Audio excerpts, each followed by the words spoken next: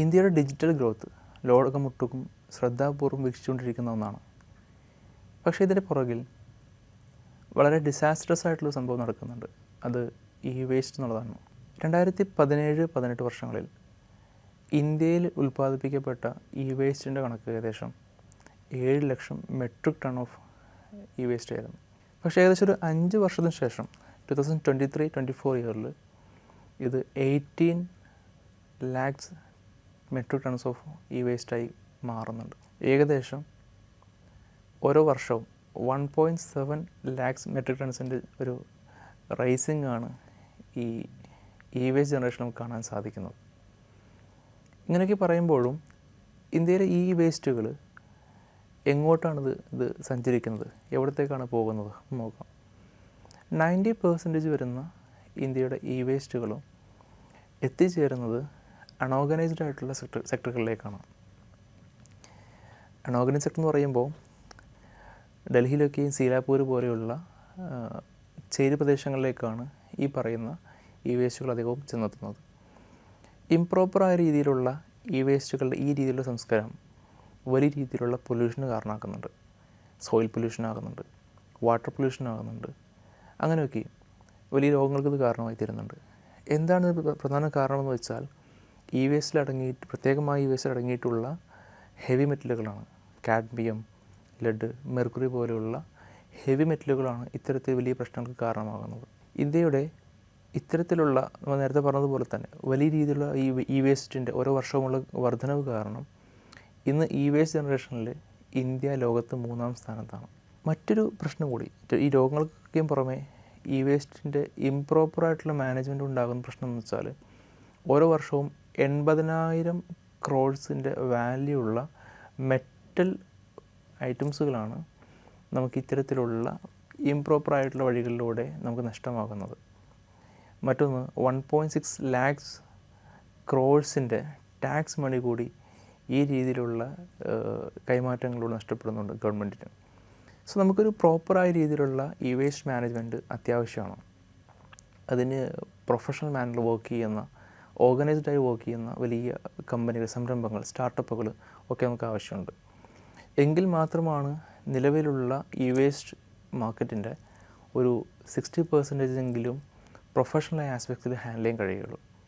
അങ്ങനെയാകുമ്പോൾ economic growth ഉണ്ടാവുകയും വലിയ രീതിയിലുള്ള ഒരു ഇമ്പ്രൂവ്മെൻറ്റിന് കാരണമാവുകയും ചെയ്യും. ഗവൺമെൻറ്റിൻ്റെ ഭാഗത്ത് ഇത്തരത്തിലുള്ള ഇനീഷ്യേറ്റീവ് ധാരാളം നടക്കുന്നുണ്ട്. പക്ഷേ ഒക്കെയും നമുക്ക് ഒന്നുകൂടി അതിനെക്കുറിച്ച് വ്യക്തമായൊരു ആലോചന നടക്കേണ്ടത് അത്യാവശ്യമാണ്. കാര്യം EPR എന്നൊരു ആക്ട് കുറേ കൂടി സ്ട്രിക്ട്ലി ആയി വന്നിട്ടുള്ളത് 2022 മുതലാണ്. നമുക്കറിയാം, എക്സ്റ്റൻഡഡ് പ്രൊഡ്യൂസർ റെസ്പോൺസിബിലിറ്റി. ഒരു കസ്റ്റമറിൻ്റെ അടുത്തേക്ക് ഒരു പ്രൊഡക്റ്റ് എത്തിച്ചേരുന്നതോടുകൂടി ഒരിക്കലും പ്രൊഡ്യൂസറിൻ്റെ അല്ലെങ്കിൽ മാനുഫാക്ചറിൻ്റെ റെസ്പോൺസിബിലിറ്റി തീരുന്നില്ല. പകരം കസ്റ്റമറിൻ്റെ യൂട്ടിലൈസേഷൻ ശേഷം ആ വസ്തു വേസ്റ്റായി കഴിഞ്ഞാൽ അതിൻ്റെ റിക്കവറി കൂടി ആരുടെ റെസ്പോൺസിബിലിറ്റിയാണ്? ഈ മാനുഫാക്ചറിങ് റെസ്പോൺസിബിലിറ്റി ആണ് എന്ന് വരുത്തി വെക്കുന്ന, അല്ലെങ്കിൽ അതിന് ഇന്ന് വ്യക്തമായി പ്രതിപാദിക്കുന്ന ഒരു റൂളാണ് എക്സ്റ്റൻഡഡ് പ്രൊഡ്യൂസർ റെസ്പോൺസിബിലിറ്റി അല്ലെങ്കിൽ EPR. ഇതിൻ്റെ പ്രൊഫഷണൽ ആസ്പെക്ട്സ് നടക്കുന്നതിന് വേണ്ടിയിട്ടൊക്കെയും ഗവൺമെൻറ് പലപ്പോഴും ഫ്ലോർ പ്രൈസുകൾ സെറ്റ് ചെയ്യുന്നുണ്ട്. അത് ഗ്ലോബൽ ലെവലിൽ നോക്കുമ്പോൾ ഇന്ത്യയിലെ ഫ്ലോർ പ്രൈസ് വളരെ കുറവാണെന്നുള്ളത് വലിയ വിമർശനമാണ്. എന്നിട്ട് പോലും നിലവിലുള്ള ആസ്പെക്ട്സുകളിൽ വേസ്റ്റ് മാനേജ് നടക്കുന്നത് പലപ്പോഴും ഫേക്ക് കംപ്ലയൻസുകളുടെയും റിപ്പീറ്റായിട്ടുള്ള പല ഇതിൻ്റെ റെസിപ്റ്റുകളൊക്കെയും വഴികളിലൂടെ EPR മേഖലയിലും വലിയൊരു സ്കാം പോലെ എത്തിച്ചേരുന്ന അവസ്ഥയാണ് ഇപ്പോൾ നമുക്ക് കാണാൻ സാധിക്കുന്നത്. അത് വലിയ രീതിയിൽ ചർച്ചയാകുന്നുണ്ട്. സോ ഇത്തരത്തിലുള്ള ഇംപ്രോപ്പർ മെഷേഴ്സിലൂടെ പലപ്പോഴും നമുക്ക് ഒരു പ്രൊഫഷണൽ ആസ്പെക്ട്സിലുള്ള ഒരു വേസ്റ്റ് മാനേജ്മെൻറ്റ് സാധ്യമാകുന്നില്ല എന്നുള്ളത് യാഥാർത്ഥ്യമാണ്. സോ നമുക്ക് നമ്മുടെ നാടിന് കുറേ കൂടി ഇത്തരത്തിൽ നല്ല വലിയ പുതിയ സ്റ്റാർട്ടപ്പുകൾ, കമ്പനികൾ, സംരംഭങ്ങൾ വന്നുകൊണ്ട് വേസ്റ്റ് മാനേജ്മെൻറ്റ് രംഗത്ത്, പ്രത്യേകം വേസ്റ്റ് മാനേജ്മെൻറ്റ് രംഗത്ത് വലിയൊരു മാറ്റം സാധ്യമാക്കേണ്ട അത്യാവശ്യമാണ്. അല്ലെങ്കിൽ നമ്മുടെ നാട് കൂടുതൽ പൊല്യൂഷനുകൾക്കും വലിയ രീതിയിലുള്ള നെഗറ്റീവായിട്ടുള്ള റിസൾട്ടുകൾക്കും കാരണമാകുന്നത് യാഥാർത്ഥ്യമാണ്. എന്താണ് നമുക്ക് ചെയ്യാനാവുക? ഒന്ന്, ഏറ്റവും ക്വാളിറ്റിയുള്ള പ്രൊഡക്റ്റുകൾ വാങ്ങിക്കുക എന്നുള്ളതാണ് ഫസ്റ്റ് ഒരു മെഷർ, നമുക്കെല്ലാം ചെയ്യാൻ കഴിയുന്ന ഏറ്റവും വലിയ മെഷർ. അടുത്തത്, വേസ്റ്റ് മാനേജ്മെൻറ്റ് ഏറ്റവും ഗോൾഡൻ റൂൾ, അത് മാക്സിമം യൂട്ടിലൈസേഷൻ എന്നുള്ളൊരു ഒരു സ്റ്റേറ്റ്മെൻറ്റാണ്.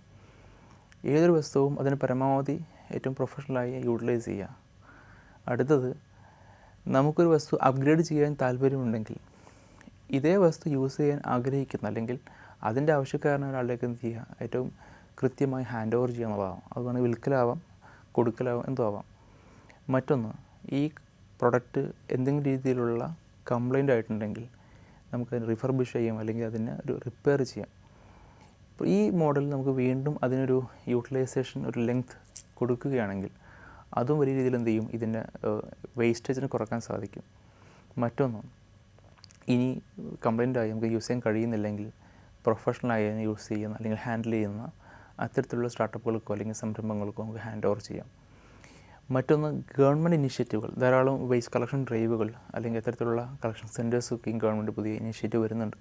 സോ ഇത്തരം ഇനിഷ്യേറ്റീവുകളോടൊപ്പം കൂടിച്ചേർന്ന് നിൽക്കുക എന്നുള്ളത് കൂടി ഇതിൻ്റെ ഒരു ഭാഗമാണ്. വേസ്റ്റ് കുറയ്ക്കുക എന്നുള്ളത് ഏതൊരു പൗരൻ്റെയും അടിസ്ഥാനമായിട്ടുള്ള ഒരു കർത്തവ്യമാണ്. കാരണം ഇതിൻ്റെ ജനറേഷനും ഡംപിങ്ങും വലിയ രീതിയിലുള്ള പ്രശ്നങ്ങൾക്ക് ലോകമൊട്ടുക്കും കാരണമാകുന്നുണ്ട്. സോ നമുക്ക് ഈ ഒരു ദിനത്തിൽ കുറേ കൂടി എഫിഷ്യൻ്റായ രീതിയിലുള്ള വേസ്റ്റ് മാനേജ്മെൻറ്റ് മെത്തഡോളജികൾക്ക് നമുക്ക് വേണമെങ്കിൽ സാക്ഷ്യം വഹിക്കാം. അതിന് വേണ്ടിയിട്ടുള്ള എഫേർട്ടുകളും ഇവിടെ തുടങ്ങി വെക്കാം.